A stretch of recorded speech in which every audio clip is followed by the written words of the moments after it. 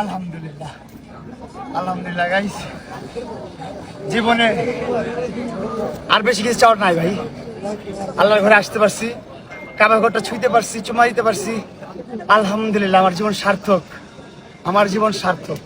আমি দোয়া করি আমার মুসলমান ভাই ব্রাদাররা পৃথিবীর যেই প্রান্তে আছে, শুধু মুসলমান না, যাদের অন্তরের ভিতরে আল্লাহ, আমার আল্লাহর উপর, আল্লাহর জন্য বিশ্বাস আছে, আল্লাহর জন্য ভয় আছে, সবাইকে আল্লাহ তাআলা তৌফিক দান করুক।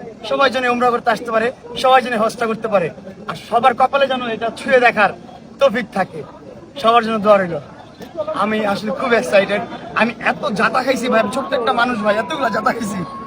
ও মাই গড, আলহামদুলিল্লাহ, সবশেষে আমি কাবা ঘর ছুঁইতে পারছি, আল্লাহর কাছে মাফ চাইতে পারছি, এটাই অনেক কিছু। কারো প্রতি কোনো ক্ষোভ নেই আমার। আল্লাহ তাআলা আমাকে যারা ভালোবাসে মানুষ, আল্লাহ তাআলা সবাইকে তৌফিক দান করুক, সবাই যেন আসতে পারে। আর যারা আমাকে হেট করে, যারা আমাকে ঘৃণা করে, আল্লাহ তাআলা তাদেরকে হেদায়েত দান করুক, তারা যেন বুঝতে পারে সবকিছু, এবং তাদেরকেও আল্লাহ তাআলা তৌফিক দান করুক, তারাও যেন হজ করতে পারে, উমরা করতে পারে।